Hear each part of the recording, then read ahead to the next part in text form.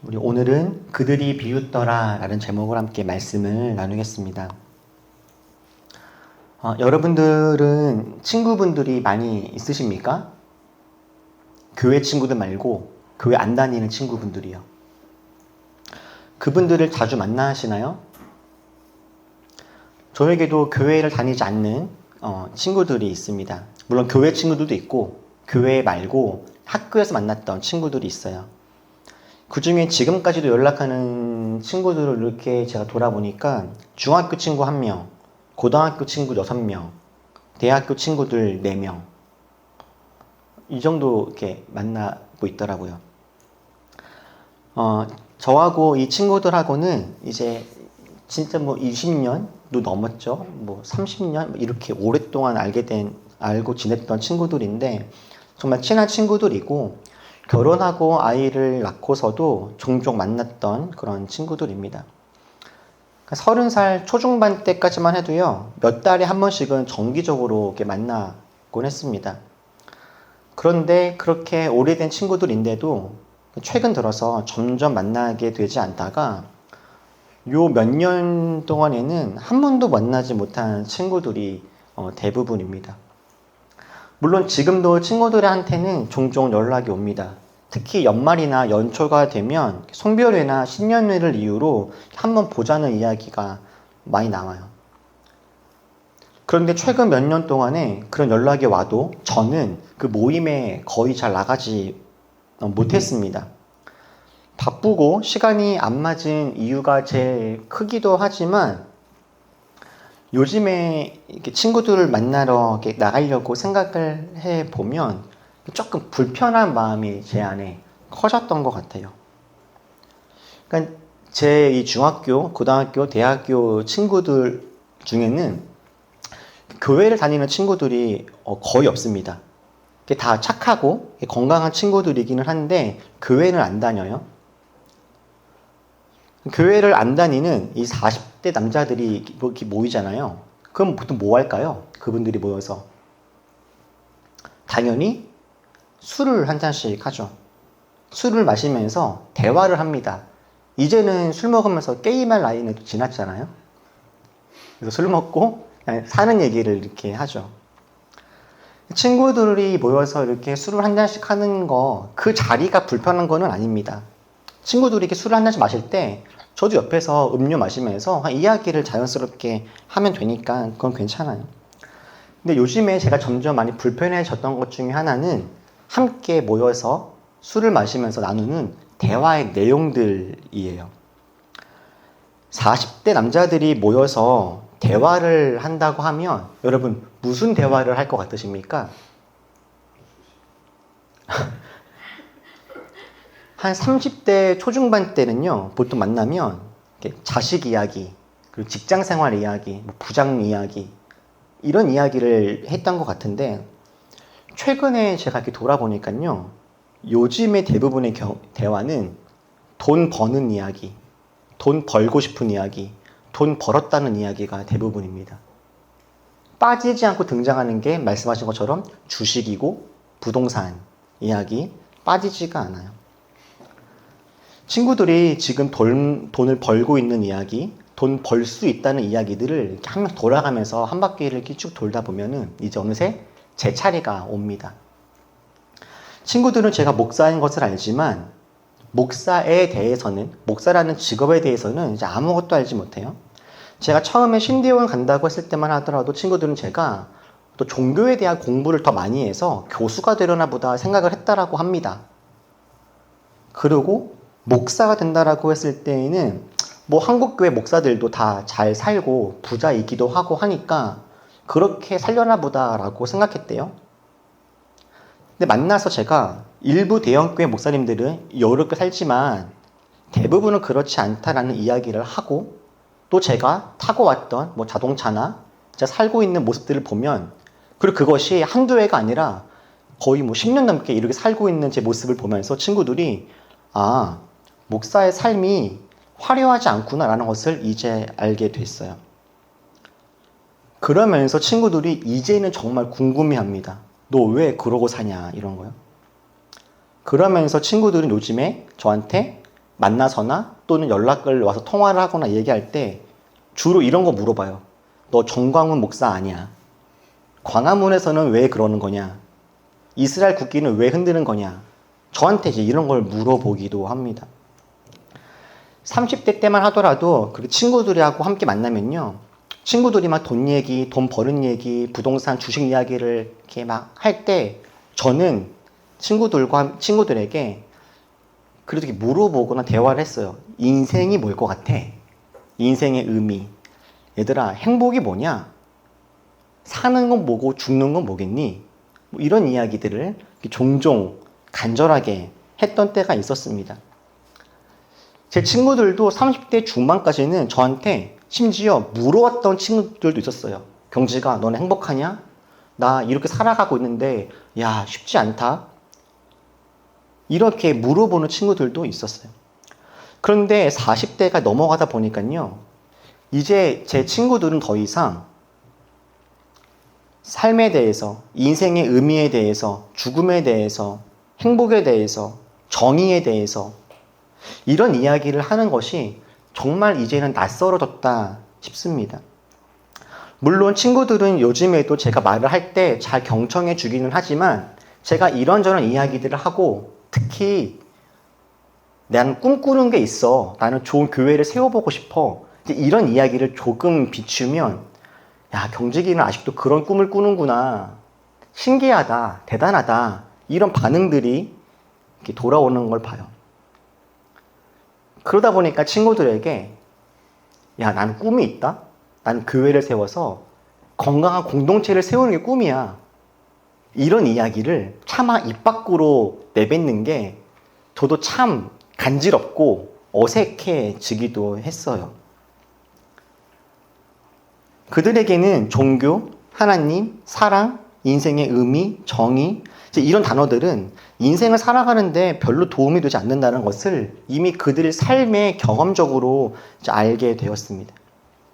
친구들은 제 이야기를 잘 들어주고 저의 삶을 존중해 주지만 그들의 표정을 보면서 저는 누가복음 오늘 우리가 읽은 본문의 하반절에 있는 이야기 한 구절이 떠올랐습니다.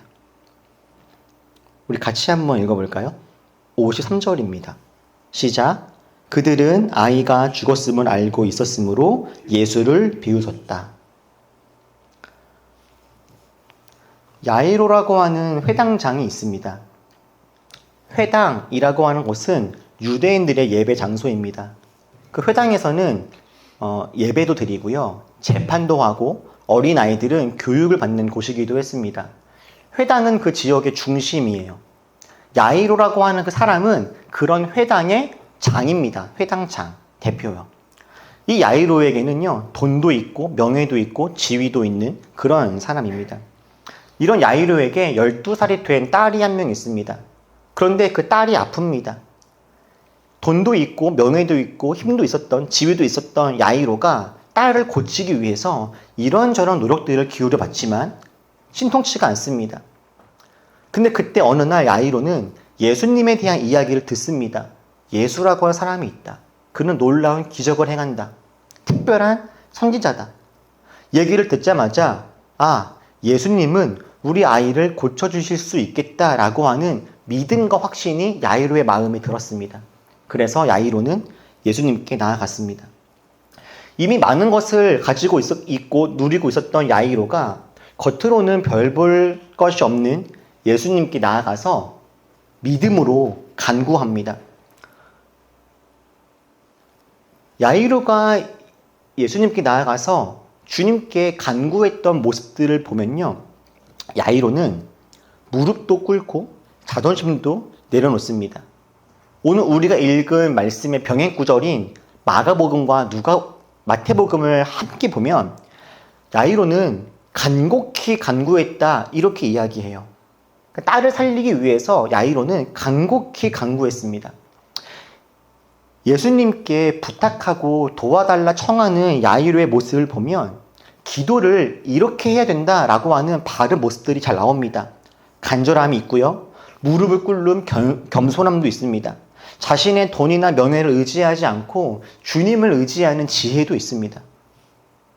이렇게 야이로처럼 주님께 나아가서 주님의 도우심을 구하고 예수님으로 말미암은 구원을 이렇게 간절하고 겸손하게 구하는 사람이 있다면 이 사람은 어떻게 돼야겠습니까? 열심히 기도했으니 딸이 나아야죠. 주님 만나서 고침 받아야죠. 그것이 우리가 기대하고 주님께 소원하는 그런 모습 아니겠습니까? 감사하게도 예수님은 야이로의 그 부탁을 듣고서 그래 가자 라고 말씀하십니다. 구경하는 많은 사람들과 함께 예수님은 야이로의 딸을 고치러 야이로의 집으로 가십니다. 그런데 중간에 문제가 한 가지 생깁니다.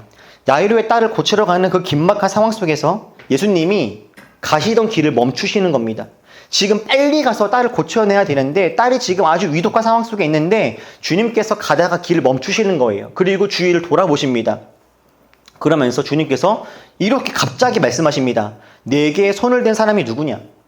지금 야이로의 딸을 고치러 빨리 가야 되는데 갑자기 길을 가다가 멈추시더니 주위를 둘러보시면서 누가 나에게 손을 대었느냐 물으시는 거예요. 예수님이 이렇게 하신 것은 또 다른 여인 때문이었습니다. 야이로의 딸을 치료하러 가는 와중에 오랫동안 질병으로 고통받고 있었던 한 여인이 나타나서 예수님이 갑자기 그 여인과 대화를 하게 된 거예요. 다행스럽게도 예수님을 만난 그 여인은 그 길에서 예수님으로 인해서 오랜 시간 동안 고통받았던 질병에서 고침을 받게 됩니다. 잘된 일이죠. 야이로의 딸을 고치러 가는 그 과정 속에서 갑자기 한 여인을 만났고 예수님은 우선 그 여인을 먼저 치료해 주십니다. 잘된 일이고 감사한 일입니다. 그런데 예수님이 길에서 가던 길을 멈추시고 잠시 다른 여인을 고치고 치료하고 있는 그 와중에 한 소식이 들려와요. 우리 함께 읽어보겠습니다. 49절이요. 시작. 예수께서 아직 말씀을 계속하시는데 회당장의 집에서 사람이 와서 말하였다. 따님이 죽었습니다. 선생님을 더 괴롭히지 마십시오. 예수님이 길에서 다른 여인과 대화하고 그녀를 치료하고 있었던 바로 그때 야이로의 딸이 죽었다라고 하는 소식이 전해집니다. 야이로는 예수님이 오시면 내 딸 살 수 있지 않을까 기대했습니다. 지금 할 수 있는 건 예수님께 도움을 요청하는 것밖에 없기도 하여서 더 간절했습니다. 자존심도 내려놓고 무릎도 꿇고 예수님을 초청했습니다. 혹시 예수님이라면 내 딸을 고쳐줄 수 있을지 모른다고 생각을 했어요. 그리고 그 예수님을 통해서 아주 오랫동안 고통받고 있었던 또 다른 여인이 회복되어지는 모습까지도 봤습니다. 그런데 어떻게 됐습니까? 예수님이 놀라운 분이라는 것은 부정할 수가 없지만 예수님이 능력도 있고 좋은 분인 것을 알긴 알겠지만 문제는 뭡니까? 내 딸은 죽었습니다. 다른 사람이 예수님 만나서 복을 받았다고 한들, 다른 사람이 예수님으로 말미암아 새로운 삶을 살게 되었다고 한들 다 좋은 일이긴 하지만 그것이 야이로에게는 어떤 의미가 있겠습니까? 의미가 없죠. 내 딸은 죽었으니까 말입니다. 남편을 잃은 사람을 뭐라고 합니까, 여러분? 남편을 잃은 사람. 과부라고 하죠. 부모를 잃은 사람은 뭐라고 합니까? 고아라고 합니다. 자식을 잃은 사람은 뭐라고 합니까? 남편을 잃었으면 그 사람을 우리는 과부라고 불러요. 부모를 잃은 사람은 고아라고 합니다. 자식을 잃으면 뭐라고 부릅니까? 그 사람을. 자식을 잃은 부모를 지칭한 단어는 없습니다. 자식이 먼저 하늘나라에 가도 부모는 그냥 여전히 부모입니다. 부모는 먼저 떠난 자녀를 보내줄 수가 없어요. 살아있는 동안에 여전히 사랑하는 그 자녀를 가슴에 품고 여전히 부모로 살아갈 뿐입니다. 야이로가 이때 느꼈을 그 슬픔과 절망을 저희는 감히 헤아릴 수가 없을 거예요. 어찌 헤아릴 수가 있겠습니까? 자식을 잃은 그 부모의 마음을 말이죠.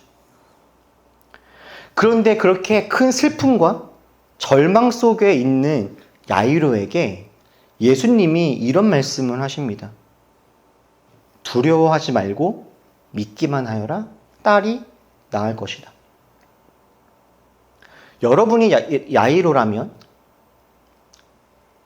예수님의 이 말씀을 들었다면 여러분들은 어떤 기분과 어떤 마음이 드실 것 같으십니까? 여러분, 힘들고 절망 속에 있는 사람에게 두려워하지 마세요, 힘을 내세요, 용기를 내세요, 이런 말은 누구든 할 수 있습니다. 그런데 힘든 사람에게 힘내라 라는 말처럼 힘이 되지 않는 말도 없습니다. 두려워하는 사람에게 두려워하지 마 이런 말은 아무 소용이 없습니다. 힘이 안 나는데 힘을 내라는 말은 오히려 더 큰 부담을 주기도 하죠. 여러분, 이런 상황에 두려워하지 말고 믿기만 하여라, 이 말이 어울린다고 생각하십니까? 저는 만약에 제가 삶에 아주 큰 어려움이 있는데 주님이 저에게 이렇게 말씀하신다면 저는 답답할 것 같아요. 우리가 다 알다시피 올리브 교회를 개척했고 저는 곧 이제 이사도 준비하고 있어요. 근데 어떤 이유로 교회가 다 안 되고요, 이사도 못 가게 됐어요. 이사를 가긴 가야 되는데 갈 곳이 없어서 길거리에 막 나앉게 됐습니다.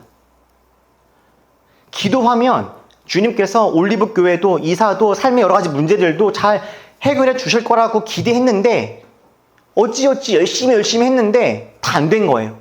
그래서 교회도 쫓겨나게 되어지고 집도 이사 못 가고 이거 어떻게 살아야 되지? 라고 그렇게 절망하고 막막한 상황을 만났는데 그때 지나가던 한 목사님이 이러시는 거죠. 목사님, 두려워하지 마세요. 주님께서 큰 일을 행하실 겁니다. 라고 저한테 그렇게 말씀을 하신다면 제가 과연 그 목사님에게 화를 내지 않을 수 있을까? 라는 생각이 들어요. 여러분, 이런 상황에 두려워하지 말라라고 하는 이 말이 어울립니까? 저는 예수님이 이때 야이로에게 해야 할 말은 미안하다가 아니었을까 생각해요. 미안하다. 내가 빨리 가지 못해서 미안하다. 내가 저 여자랑 함께 저 여인을 고쳐주고 저 여인과 대화하느랴 내가 가던 길을 멈추어서 미안하다. 내가 더 빨리 갈 걸 미안하다. 차라리 이렇게 말했다면 어땠을까?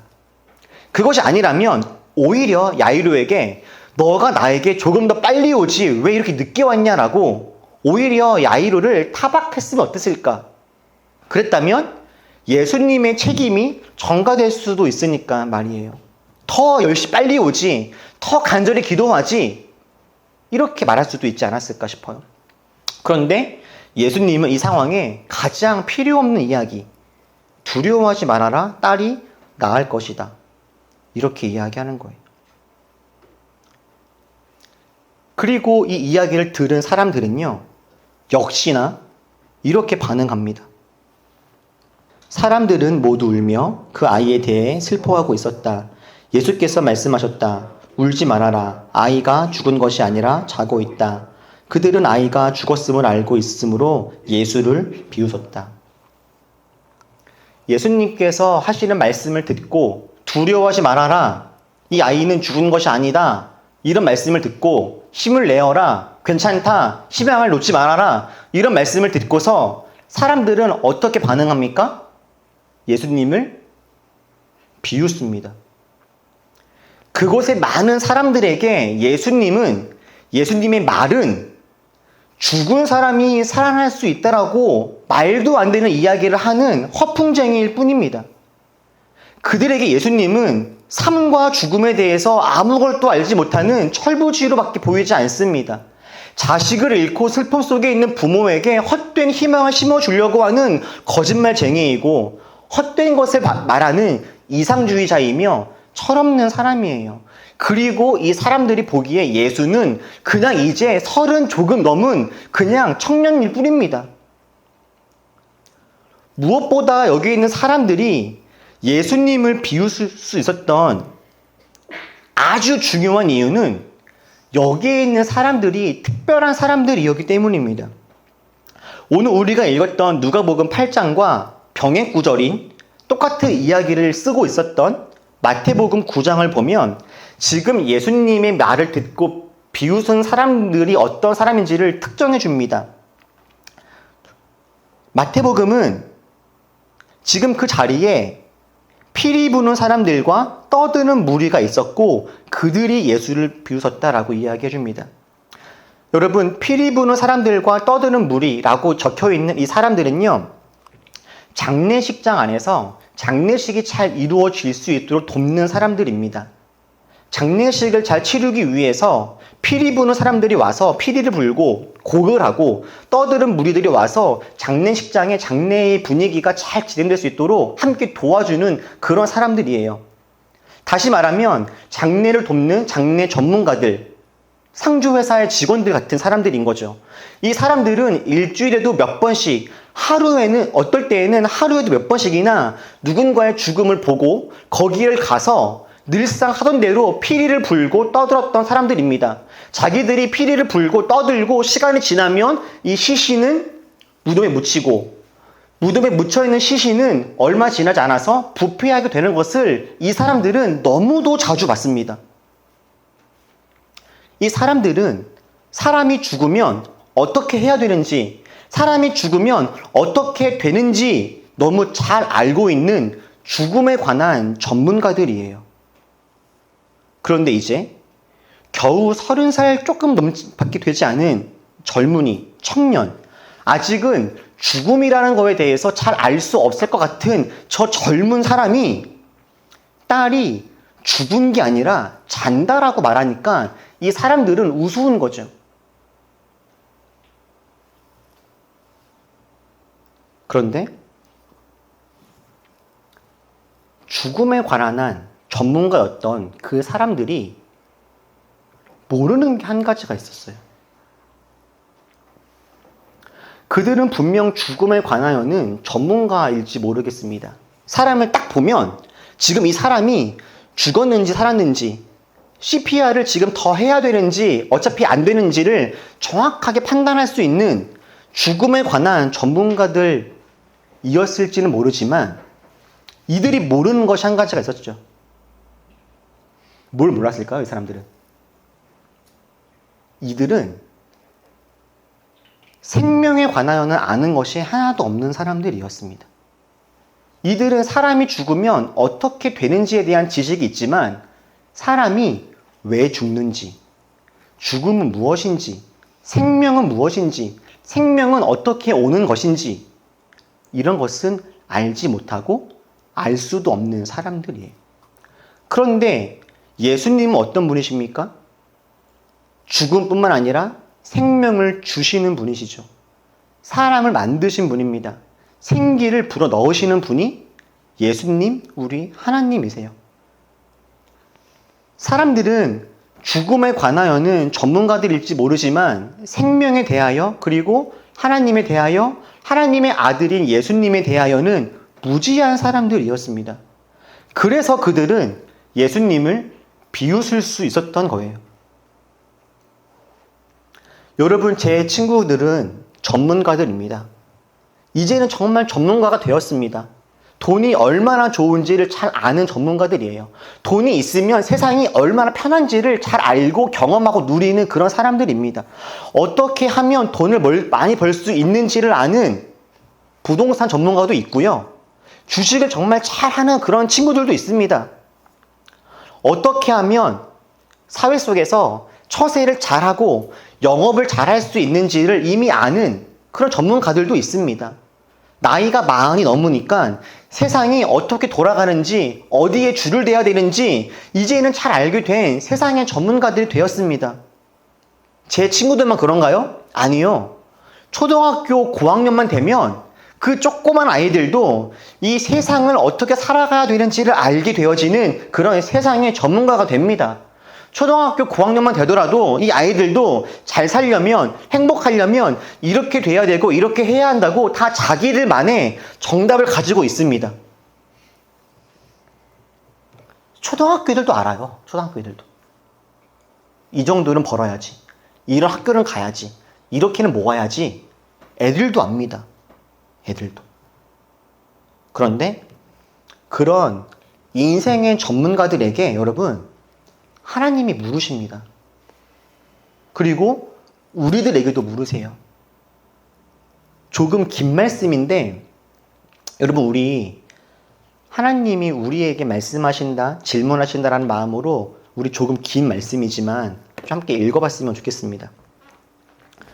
욥기에서 하나님께서 하나님 이 땅에 왜 이렇습니까? 나에게는 왜 이런 삶이 다가왔습니까? 주님께 고민하며 기도했던 욥에게 하나님께서 물으시는 질문들입니다. 좀 길지만 우리 다 같이 함께 읽어보죠. 시작. 그때에 주님께서 욥에게 폭풍이 몰아치는 가운데서 대답하셨다. 내가 누구이기에 무지하고 헛된 말로 내 지혜를 의심하느냐. 이제 허리를 동이고 대장부답게 일어서서 묻는 말에 대답해 보아라. 내가 땅에 기초를 놓을 때에 내가 거기에 있기라도 하였느냐? 내가 그처럼 많이 알면 내 물음에 대답해 보아라. 누가 이 땅을 설계하였는지 너는 아느냐? 누가 그 위에 측량줄을 띄웠는지 너는 아느냐? 무엇이 땅을 버티는 기둥을 잡고 있느냐? 누가 땅에 주춧돌을 놓았느냐? 바닷물이 땅속 모태에서 터나올 때에 누가 문을 닫아 바다를 가두었느냐? 구름으로 바다를 덮고 흑암으로 바다를 감싼 것은 바로 나다. 바다가 넘지 못하게 금을 그어놓고 바다를 가두고 문빗장을 지른 것은 바로 나다. 여기까지는 와도 된다. 그러나 더 넘어서지는 말아라. 도도한 물결을 여기에서 멈추어라 하고 바다에게 명령한 것이 바로 나다. 내가 지금까지 살아오면서 내가 아침에게 명령하여 동이 트게 해본 일이 있느냐? 새벽에게 명령하여 새벽이 제 자리를 지키게 한 일이 있느냐? 바닷속 깊은 곳에 있는 물 근원에까지 들어가 보았느냐? 그 밑바닥 깊은 곳을 거느려 본 일이 있느냐? 죽은 자가 들어가는 문을 들여다 본 일이 있느냐? 그 죽음의 그늘이 드리운 문을 본 일이 있느냐? 세상이 얼마나 큰지 짐작이나 할 수 있느냐? 이 모든 것을 알고 있다면 어디 내 말을 한번 들어보자.